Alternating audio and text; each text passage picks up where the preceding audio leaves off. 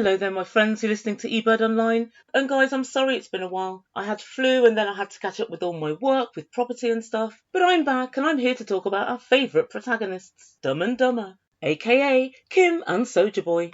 Guys, this story could not get more ridiculous if producers tried their hardest. What's happening? Well, you might well ask. Kim and Soja Boy are preparing to blend their families. What? Yes, that's right. Soja Boy has come up with a harebrained plan to adopt his nephew, and Kim, in turn, wants her son Jamal to accept him as a stepbrother.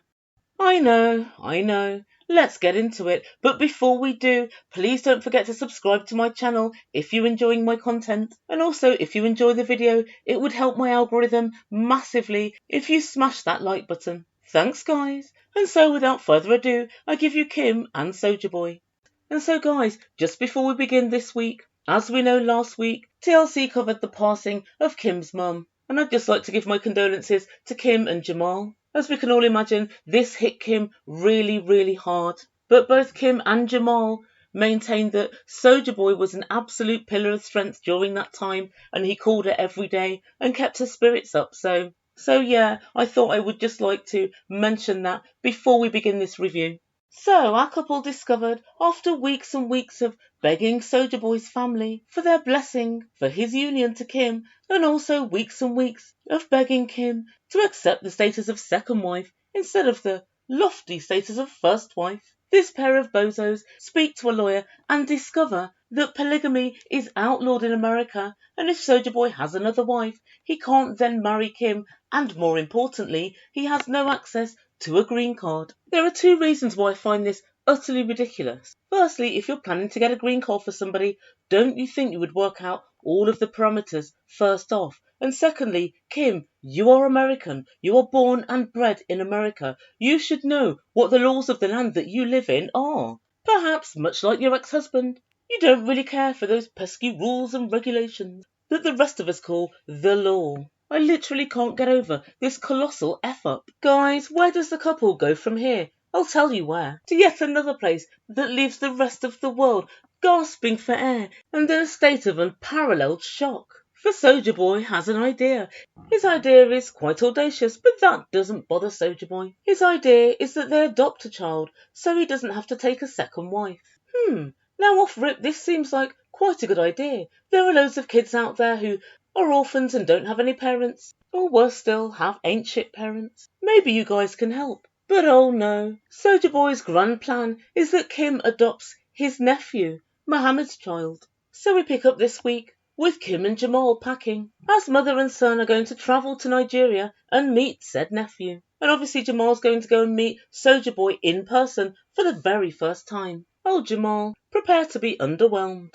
And Kim tells production she needs to have Jamal's acceptance if this adoption's going to go ahead, because she couldn't possibly raise a child in an environment where Jamal was against the situation. Jamal walks in and says, "Hey mum," and Kim lets him know that she's so excited to go and see Usman again after 4 months. Jamal says he too is excited to see Usman. He says he wants to get to know his true character. Jamal, perhaps the E-Bird can save you a trip. He's a self-absorbed, egomaniacal narcissist who's always seeking to look after number one. There we go, trip saved. Let's just call that, couple of $100. You're welcome. And so the next time we see Jamal and Kim, they're in a taxi on the way to the airport for an early morning flight to Nigeria.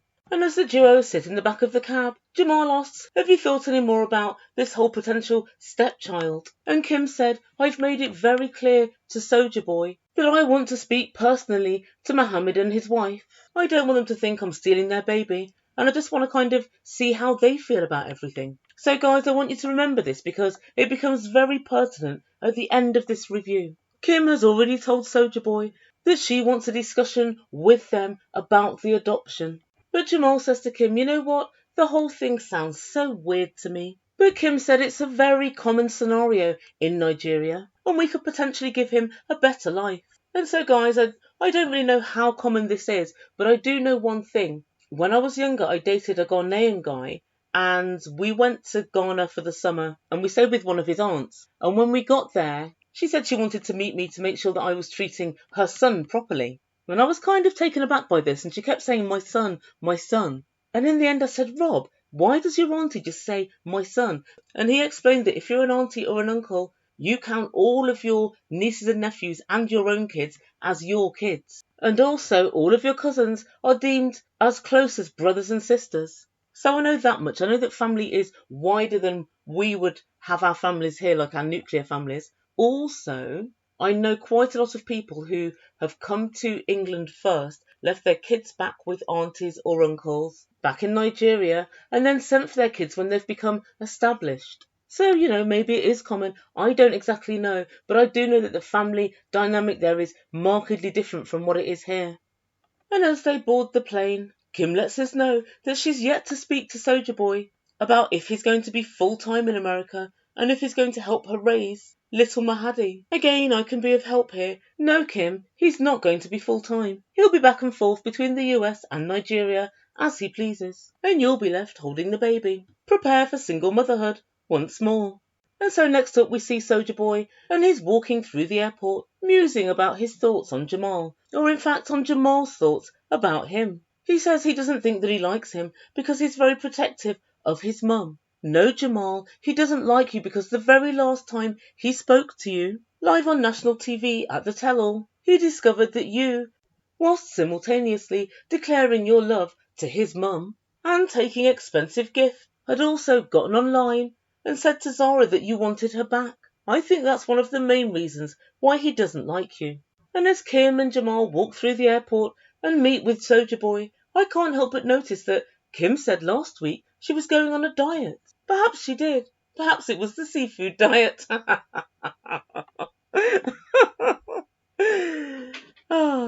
old ones are the best ones. So they all greet each other, and Jamal throws up a little bit in his mouth when he watches his mum kiss Usman, and they depart in a taxi for the hotel. So they arrive at the hotel and decide to get room service, and they all sit down for their first meal together. And so first up they have soup, and then they tuck into a big plate of jollof rice and chicken. And as Jamal's eating, Soja Boy tells him he hopes that Nigeria can become his second home. Jamal was non-committal. He said, well, we'll see how things go. And then Soja Boy saw his opportunity. He jumped in and said, I feel like you don't like me. And Jamal said, it's not that. I've just seen my mum get fucked over by so many guys. And Soja Boy said, I'm a good person. She's known me for a year plus. Woo! And if I wasn't a good person, there's no way that I'd be able to hide that. Oh, Soja Boy, yes there is. You only see each other every few months when she goes to Nigeria. And even then you stay in hotels, on Kim's dime. I'd go so far as to say none of us really know you, least of all Kim. So then Soja Boy decides to bribe Jamal, and he gifted him a PS5. Jamal was genuinely shocked. He can't believe his eyes. I'm not shocked at all, and I can believe my eyes, because I've got every reason to believe it's exactly the same PS5 that Kim gifted to him on their first trip. Guys, it definitely is. He's just re-gifted it. Soja Boy is officially a re-gifter. And so the following morning, Jamal and Kim went to breakfast together, and I heard Kim remarking to Jamal, how strange, they eat baked beans for breakfast. Kim, the Brits eat baked beans for breakfast, and there's nothing strange about it whatsoever. And that's just that on that. And so they sit down and they talk about whether Usman likes Jamal or not. And honestly, guys, Kim confuses me because on one hand she says, yep, it's make or break. If my son doesn't like him, then that's it. And then on the other hand she says, well, I still make my own decisions whether you like him or not. I'm grown. Which is it? Does it matter or does it not? I suspect, guys, that it really doesn't. Kim's well and truly dickmatized, and anybody with two eyes, in fact, even one good one, can see it. And then Kim tells Jamal, this is the happiest I've ever been with any man, ever. And Jamal quite rightly pointed out, Mum, you're on holiday. You're staying in hotels. You don't know what day-to-day life is like with Soja Boy. And you only ever see each other sporadically. So you couldn't possibly say. Thank God we finally have a voice of reason within this relationship. And so they then talk about Kim adopting Usman's nephew. And Jamal asked, how do you really feel about it? And for once Kim was, well, quite candid. And she said, I don't really know. I'm up and down about it. And when Jamal goes to talk to production, he says he doesn't believe his mother wants to either raise the child or allow Usman to have a second wife. He said she's extremely jealous, so the second wife thing's out, and she's never ever mentioned to him having another child. But he does concede that she knew Usman wanted a kid when she got together with him, so she did actually know what she was getting into. But the next thing that Jamal said really did strike a chord with me. He said, Mum, you've lived in a fantasy world, and you jump into relationships, and when the fantasy becomes a reality, you're like, oh, well this time you can't reverse it. You cannot give this child back. And Kim said, yeah, I know. And she finished up by saying, well, if I did adopt this child, you would have a role as an older brother. And guys, you know what? I think Jamal will be a very good older brother. And then Kim said, all I want is to be happy. And Jamal said, I don't want to be a Debbie Downer, but you all have got a lot of things to talk about. And guys, he isn't wrong. And so the final time this week, when we see this burgeoning family, Usman decides to take Jamal to play an archery game with his friends. And guys, when I see this archery game, I think, why? Just why? This game is to archery what chocolate flavoured candy is to chocolate. You just think to yourself, why not just have the real thing? And with the best will in the world, this game looks decidedly pony. But however the Ebird felt about this pony game, it seems as if all the guys playing absolutely loved it, and there was much backslapping and laughter and jocularity. And Kim looked on like a proud mum, looking at her two sons. She said she loves it when they get on. And so after the archery game, everybody sits down to have a chat, and talk of course turns to Usman and his second wife. He informs his friends that he won't be able to get a green card and move to America if he has another wife. But one of his friends said, I have 2 wives, of course you can do it, it's easy. And apparently this guy has 2 wives in the United States. But I'd like to point something out. What you're doing is breaking the law. Just because you've done it doesn't mean it's easy. You're a felon, a criminal, and a future deportee. But then Usman hits his friends with the whole adoption plan, and they agree that it's a great idea. And Kim asks, is this common here? And they said, yeah, it is. And Kim said, well, I need to speak to his parents first so they don't think I'm a crazy white lady coming from America to take their child away. And this part cracked me up. One of Usman's friends was incensed by this, and he said, Usman's making a massive sacrifice by not having a second wife, and so she should be pleased with what's happening. She should be grateful. Usman's friend, I'm here to tell you that she's going to be taking a 4-year-old and raising him, probably as a single mother, on her own in America. If she didn't want to talk to his parents, I'd know there was something wrong with her. And she has absolutely no reason to be grateful to Soulja Boy for commandeering someone's kid and getting him to live with her. What has she got to be grateful for? These guys kill me, they really do. But Soulja Boy sticks up for Kim by saying to his friends, I want her to think about things, and I don't want to rush her into a decision. But then, guys, as is usual with Soulja Boy, he drops a bombshell. Since she's here and she just got here yesterday, let's have some time to think. Although, I didn't even talk to my family about this. Wait, what? Yeah, I don't know. I didn't. Wait. So Muhammad doesn't even know that you've been thinking about adopting his child?